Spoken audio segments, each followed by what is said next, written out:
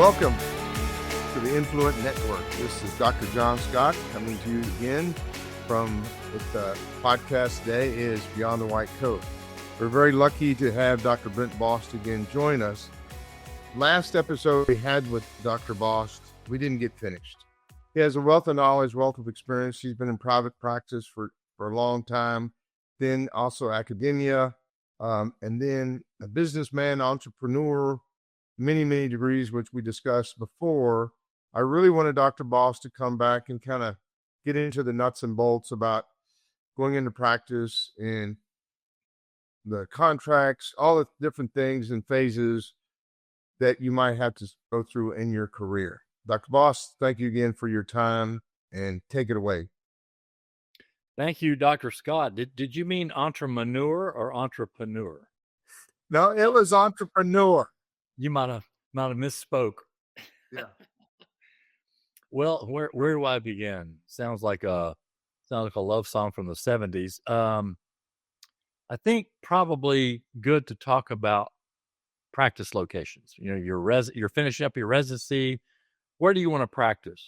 You know, so I think some very important advice I would give you is it's important to balance your lifestyle and your work. I mean, that's really important. And John and I came out into practice when it was like work your ass off and hope you live long enough to see your grandkids.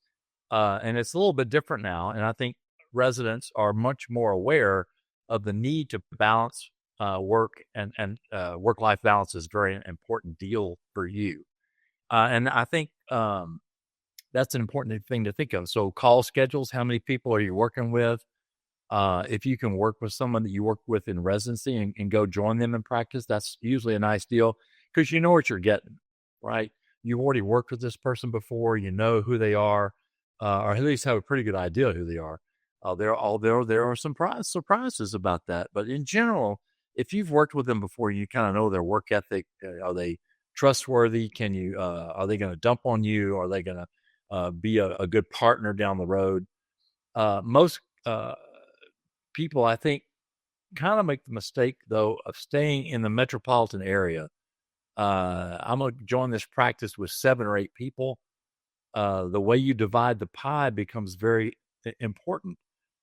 Groups of 4 and 5 are really easy lifestyle to accomplish in private practice or in a practice like OB-GYN, which is what I do. 4 people every 4th night call is very reasonable. That's what you do as a resident. Before you get used to every 7th or 8th, then you're okay with it because this is what I've trained with. So it's easy to do. The difference is if you get in a bigger group, the way they divide the pie is very different. And a lot of your income comes through on-call income, particularly for surgical subspecialties, that sort of thing. Bigger groups require more. There's an economy of scale to start with, but once you get above about 5 or 6 people, it starts to cost you money to be in a bigger group. And those bigger groups tend to gravitate toward metropolitan areas where there's a lot more competition, where you're not going to make as much money no matter what you do. Okay. So think about moving away a little bit, moving out to the suburbs. You'll see that it's a blue ocean out there, as Dr. Scott knows about. Instead of a red ocean where there's a lot of competition, it's a blue ocean where you can have a lot more room to flourish and make money if that's what you're interested in. So you're limiting your income if you stay with a bigger group in the metropolitan area. Move out a little bit, think about it. When you join a group, most groups are going to give you a contract, right? So you're a contract player.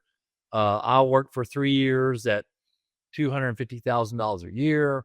And then after my 3rd year, I'll become a partner and I'm going to eat what I kill and it'll be fine.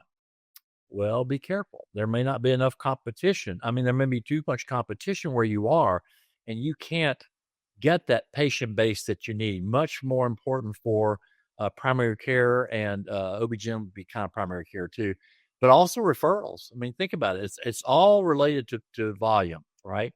So if you can't get enough volume to maintain your needs, then after your contract expires, whoops, there it is. You're out there and it's the real world.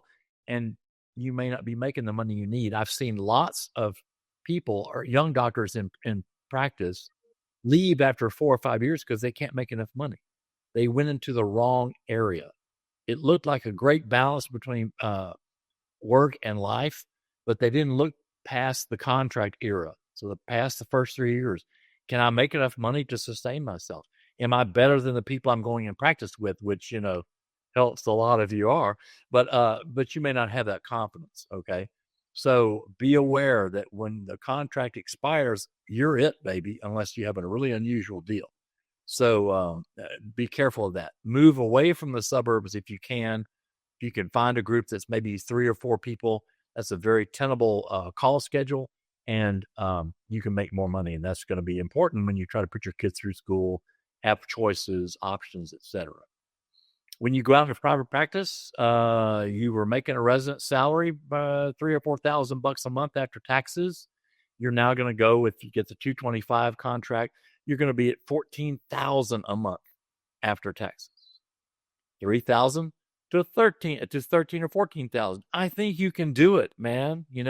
So don't get duped into spending your money up front as soon as you get out. Man, I'm going to be out in July, and I'm going to get a Porsche, and I'm going to buy this nice house.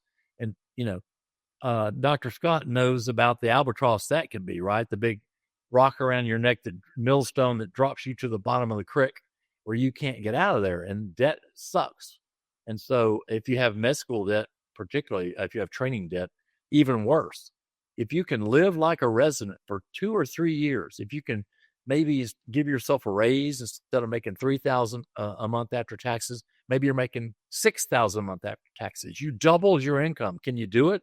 Of course you could, because you were doing it before, right? So double your salary, but put the rest away. Put the rest toward debt so that you can get out from under that debt. What do you think, Dr. Scott? How about you? Do you agree with that? Oh, I agree.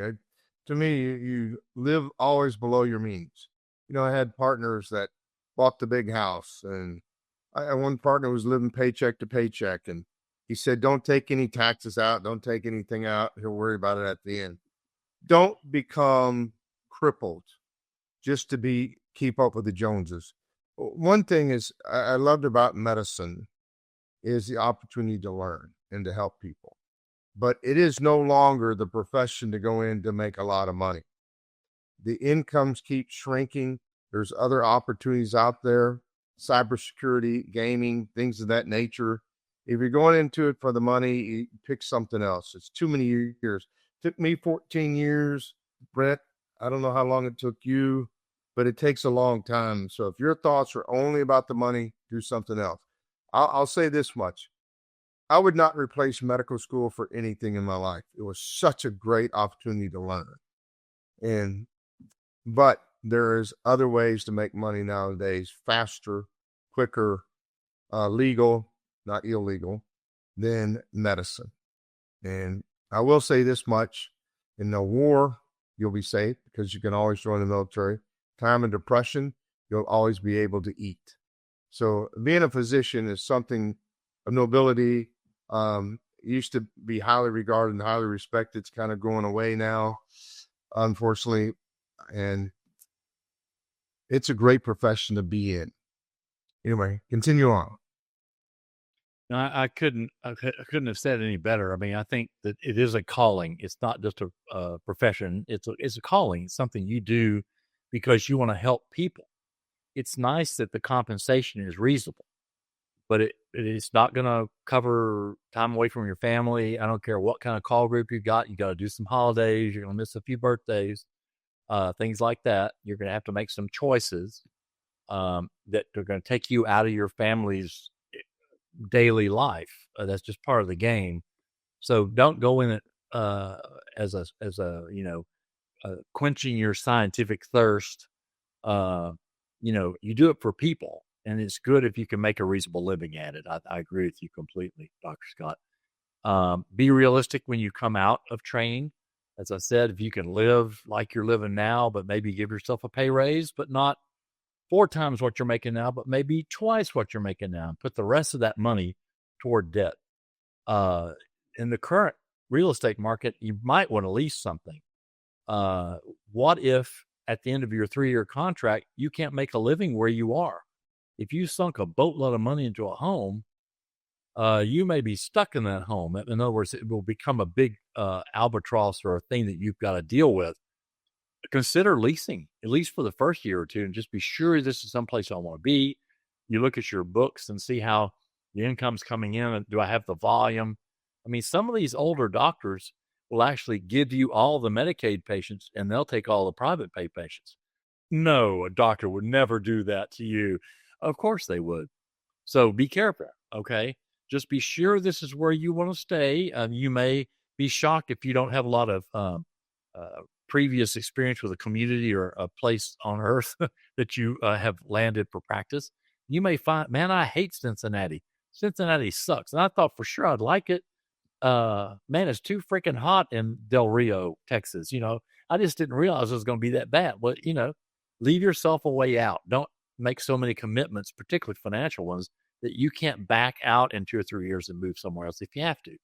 So maybe lease the home for a while. The first home you buy should be one that you're going to be comfortable in for maybe 5 to 7 years, but not the one that you want to have all your teenagers in, et cetera. So aim low. As Zig Ziglar says, if you aim at nothing, you're surely going to hit it. But aim low and live below your means, as Dr. Scott said. Don't spend every dime you've got on things. You want to put money away. You want to put 20% of your income, if you can, toward debt and savings. Debt may be 15% and savings may be 5% at first. But don't neglect savings, because the first dollar you put into retirement and savings is the biggest dollar you've ever invested, because it's going to grow the most, right? And so do some savings, but mostly debt reduction, because that debt expense is going nowhere. And then slowly but surely change your focus to where you're more in savings than debt. Discuss a minute about the contracts, what pitfalls, what you need to look for in contracts when you join a group. I've heard of some horrendous stories, and yes, you do need an attorney to look over this contract. Yes, you do. You need to know what happens if one of your partners becomes a drunkard and can't work. You know what divorce does to your agreement. We talked about most contracts are for 3 years. Is there enough volume at the end of this? If there isn't, what is is there a buyout clause? Is there a restrictive covenant that keeps you from working in that area, that you can't work within 7 miles or 10 miles or whatever of the area, that if you decide not to keep working with your partners and you want to move to a different location, how far away do I have to go? That restriction is very, very important. That geographic restriction is very important. In a metropolitan area like Dallas, Fort Worth, there are 7 hospitals within a 15-mile radius. So do not sign a contract that says I can't work within 15 miles of this hospital. Makes no sense. An attorney should be able to help you with that. Those restrictive covenants are very, very, very important. Who owns the patients if you leave? Okay. Can you take those patients with you, or are they the property of the practice that you're in? Generally, they will be. But be sure there's no restrictions on you contacting those patients to let them know that I'm leaving. I'm not trying to steal them from you, but I am going to notify them that I'm leaving. And oh, by the way, I will be 14 miles that way, just in case you want to come, that sort of thing. So those are incredibly important things to do. Be sure that there's a buy-in agreement, a buy-sell arrangement, that, when your contract ends, you can buy into the partnership. What does that look like? Well, you have to give us your accounts receivable for the next 2 years. Oh, that's not a good contract. No way in hell. So you want to know what, at the end of 3 years, where does this go? Do I have to eat what I kill? Like we talked about, most private practices will be that way to some extent. They share overhead to some extent, like the people who answer the phone and the billing office and things like that. But there's a certain amount of eat what you kill, and you need to know what those are and have your attorney look at those, and maybe even an accountant look at that. It's not unreasonable to ask to look at the books. What do you guys make here? Because I want to know what I'm going to be making in 3 years. That's important. And you can ask for that. That's not out of bounds. If they don't want to show you their books, I would consider going somewhere else, because they probably won't want to show you some other things that will be really important when you try to become a partner. You know, they're holding stuff back from you. I understand some things. When I own a practice, I don't want to be wholly transparent with somebody who's just rolling through town who wants to look at a contract. But you can shelter some of that data by having your accountant talk to their accountant, because your accountant works for you and they know what data you want to share and what data you don't want to share. But be sure that you have, as John said, be sure you have an attorney look at it. What's the ins? What's the outs? Who pays for my disability insurance? Who pays for my malpractice insurance? Are these things stable over time? Is there life insurance? Is there health insurance? Does that cover my dependents? All those are really important questions. And again, a good attorney who knows this business, if you can find an attorney in healthcare contracting, that's the best thing to do. And this can all be done virtually. So you can go to Houston or Dallas or wherever you're from, Cincinnati or Cleveland or New York City or whatever, and find a good attorney that will take care of this virtually over the phone, or certainly virtually, like we're doing now. And they can look at that contract, read it, tell you what the things they want to fix, and let them be the bad guy. You know, I'm negotiating with my potential partner down the road and I don't want to piss them off. Let your attorney piss them off. That's what they do. That's what attorneys are really good at. They're good at pissing people off and asking the tough questions. And you can always say, "Oh, I didn't know they were going to ask that. Oh man, I didn't know." But what is the answer to that question? You know, don't be hesitant. You're covering you. You need to stand up for you. Most people go into medicine because they're people pleasers. They want other people to be happy with them. We want people to approve us and think that we're okay. In this sense, don't do it. Let your attorney be the axe man or woman who goes, "Well, we're not working for less than this, and you better damn well fix that buyout clause, and that no practice within 7-mile radius is ridiculous in downtown Houston," right? So you need to be able to have someone who says that, and attorneys are great at that. Don't you think, John? They sharpen knives and stuff every day. Yes, and a couple other things is very important. You marry your partners more than you marry your spouse. You're with your partners, think about it, more than you are with your spouse. So if you have issues in the beginning, you're going to have issues all along the way. Right. Now, it's difficult to find the perfect, group of people, because we all have flaws, but it's somebody you got to be able to get along with. And if the red flags are going off, Brent has already told you about a lot of red flags, but if there's red flags, another thing would be to visit the hospital. What are the demographics? Where is it located? What does the area look like, i.e. for schools and things of that nature? Really get a feel, ask people, go to the grocery store and ask people, what do you think about this town? It sounds crazy, but when you're looking, you're marrying this group. You want to be here and you want to be there 25, 30 years. Because I'll tell you this, at least in my profession, you get 2 times, maybe 2.5 times to change practices before people look like, what is wrong with this person? So think about that carefully. Another thing, Brent, if you don't mind, kind of go into the financial aspects, being, the 401ks. What do we need to do? Can I just spend every dime I got? Yeah. And I did want to say that this podcast is not being brought to you by Dr. Pepper, because this is nectar of the gods. Okay. I just wanted to, I was drinking it, add a little bourbon to it. And it's really pretty good. Yeah, I think the best advice I ever got about looking for practice locations was to go get a haircut right beside the hospital, because the barbers and the hairdressers know everybody and everything about the town and who's in it and the doctor groups you're looking at and talking to and the hospital you're talking to. So very, very important. Yeah, the big metropolitan area, there are lots of different hospitals. As John said, demographics, payer mix. Is this a bunch of old people? Is there only one employer in town? Those are dangerous situations. Okay, you're setting yourself up for a lot of trouble. Look at the median income in the zip code that's nearest the hospital. That data is available from the government, so you can find out all those sorts of things when you go there. when you're looking at that employment contract, like you said, there are things that you want to know about: 401k, disability insurance. You want the business to buy your disability insurance for you, even if you are tagged for the cost of it.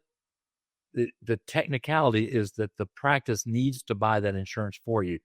If you buy it as an individual, when you receive a benefit, it's taxable. If the practice buys it for you, if your employer buys it for you, then the benefit is not taxable. So a $10,000 a month benefit is really a $7,000 a month benefit if you pay for it yourself, because you're going to have to pay tax on it. Whereas the other way around, a $10,000 benefit is a $10,000 benefit. You can get specialty specific insurance still, but it's very expensive. So you may not want a lot of that. You may want maybe 30% of your hopeful income every month to be specialty specific disability insurance. And as John said, it expires at 65. You really can't get it anymore because the disability insurers assume that you're going to go on Medicare for disability, SSI. So but it doesn't pay much. It's like $250 a month. It's very minimal. $250 a month. Not going to be a whole lot of money for you. So you definitely want to have disability insurance. I'd also recommend getting another layer of disability insurance, maybe another third.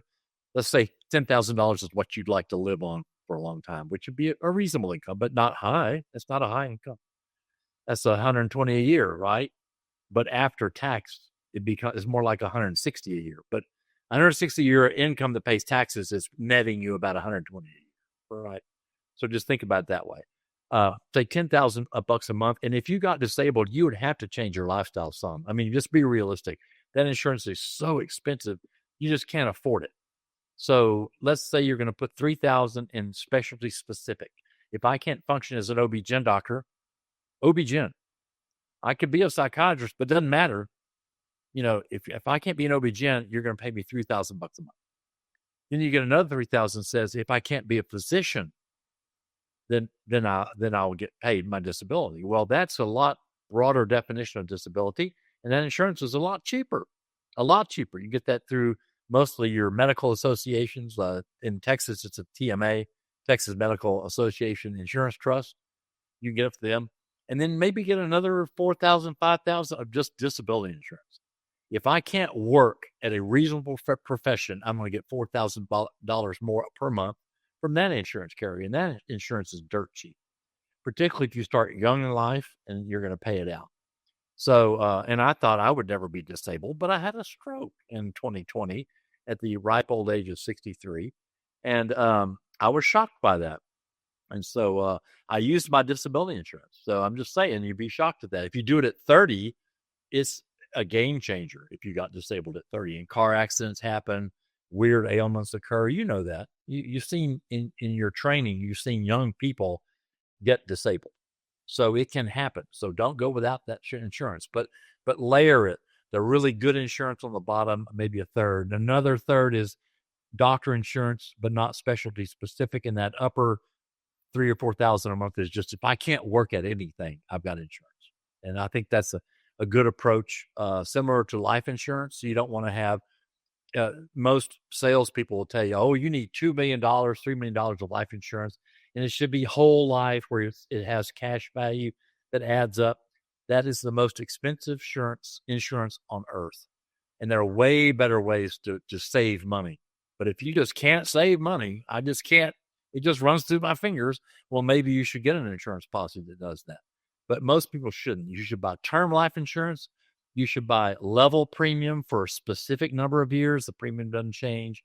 You get if you need $2 million of insurance right now, you get a $500,000 policy that will carry you to age 65. You get another maybe $750,000, $1 million that covers you to age 45 or 50 when all your kids are going to be grown and out of college and you're done with all those huge expenses. Your house is paid off, hopefully by then, etc. And then you get a small addition to cover you through these big years at first when your kids are small. And if you died, you wouldn't want your spouse to necessarily have to go back to work. You'd have that ability. So if you, again, layer your life insurance, the one you think you're going to need forever, which is the smallest amount, is a level premium from your age now to your 65. The next level, which is probably a bigger part, maybe double that lower layer, is till you're 60 or 55 when you think your kids are grown out of the house and the household would be paid for. And then a small nugget to help you get up to 2 million right now when you really need it. Okay. See, I was raised by 2 school teachers, John, so I'm going to explain this 3 different ways. You have to stop me. No worry. I, I thank you for that. A couple other things. I don't want to run out of time. One, Brent has been the chief of the medical staff at numerous hospitals in Beaumont. I kind of wanted to get his insight on the politics of what it's like to be in a hospital, especially if something was bad to happen on one of your patients and you were the cause of it, or they point fingers at you. It's kind of a rough thing to go through. So I'd like to have Brent on his insights of being the chief of the medical staff.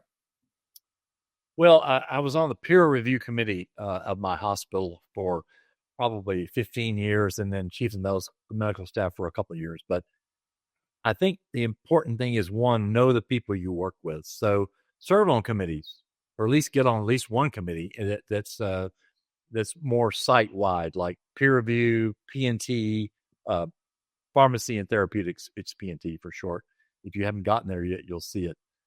Peer review is a great committee to get on because you understand what they're going to do if something happens. So serve on committees, go to the medical staff lounge when you first get into a new hospital and meet people, particularly if you're a consulting service or someone who needs to get patients, and almost every doctor does. Meet the people that you're going to work with, so that you know them, so that they know you, that you're not just a name who had some accusation thrown at them, but they know you. Oh, Dr. So-and-so wouldn't have done that. He wouldn't have spoken to the nurse that way, or he wouldn't have left the operating room for 10 minutes unless there was something really important that happened. And you will get false accusations sometimes. There are people you work with who are jealous of what you do. There are people you work with who may mistake what you say and take it the wrong way. So you want to have a history with them so that they'll give you the benefit of the doubt. Oh, he didn't mean that the bad way. It's going to be okay. That's important. And so I think serving on committees is a great idea. It's time out of your life. You don't get paid a dime for it, but it may be very, very helpful. Serve on the quality committee, and you understand what they're looking for and why they're looking for it. These are things that may demystify the medical staff workings to you, but also demystify you to the medical staff. So that, again, if an accusation is leveled at you, there are people that know you who will give you the benefit of the doubt, who will speak up for you in a committee. And I think also knowing the inner workings of those committees really does help you dodge some bullets down the road. Pay attention to the staff bulletins, the things that they send you. The worst thing is to have been notified of some significant change 6 months ago, but I missed it because I wasn't paying attention to that kind of junk. I was too busy working and taking care of the family and whatever. And you miss those technical issues and they pop up 6 months later. They'll always say, well, did you read the email? Did you read the email from October of last year? We told you this was going to happen. And you really don't have a defense. Everyone is busy. If you get called in front of a peer review committee, be cordial, be honest, and be very friendly. You don't go, well, I'm just thinking that you turds have called me in here because I'll never forget a peer review instance where a doctor had cursed a nurse out. This is 20 years ago. Just cursed her out, you bitch and blah, blah, blah, blah, blah, blah, blah, blah, blah. And I had to go talk to the doctor, who was an elderly gentleman compared to my age at the time. I was, I think, 35 or so. He was 60. I said, Dr. X, you know that we don't own the hospital anymore, and that nurses complain. They file a Midas or a green sheet or whatever it's called at your hospital. They will punish you if you don't treat them right. And so we had a little row about that, but I finally got him to understand.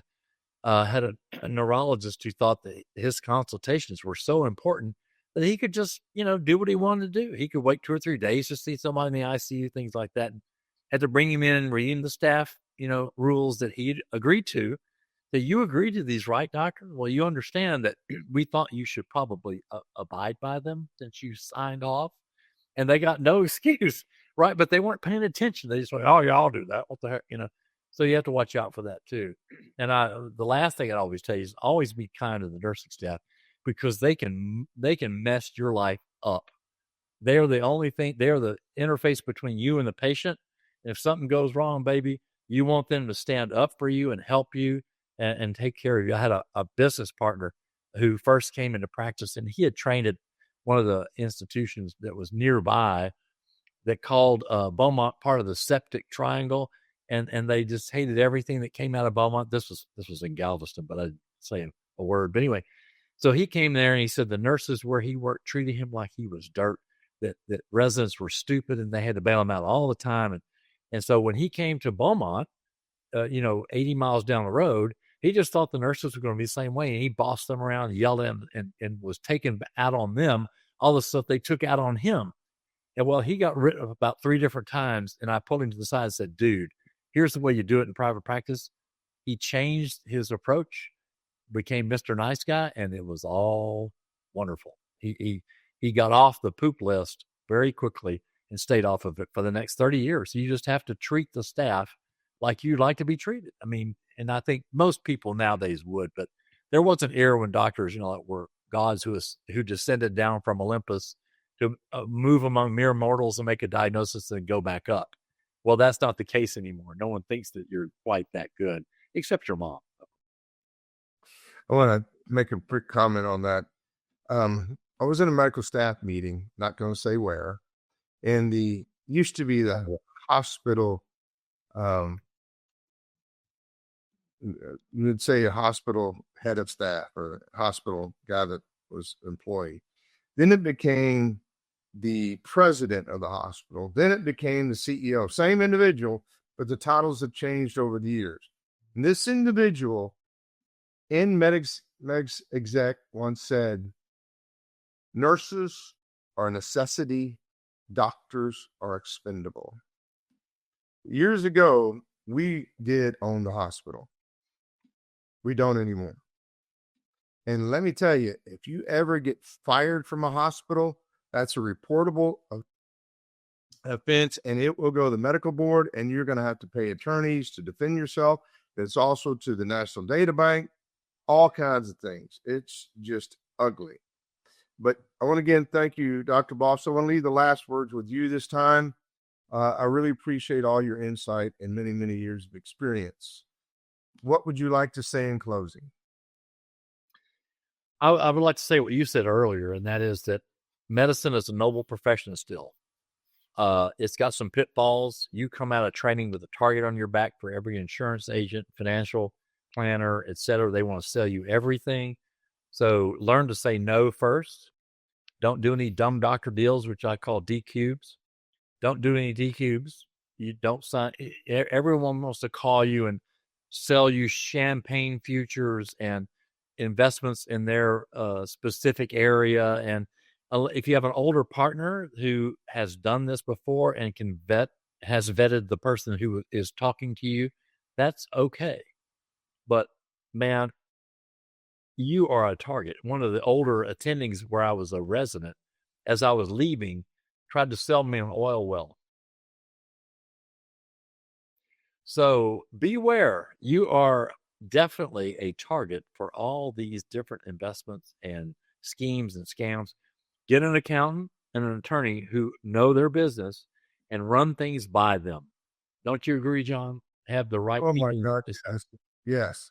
Because the attorney's there to find the hidden clues, and the accountant's there to say, "No, you can't afford this."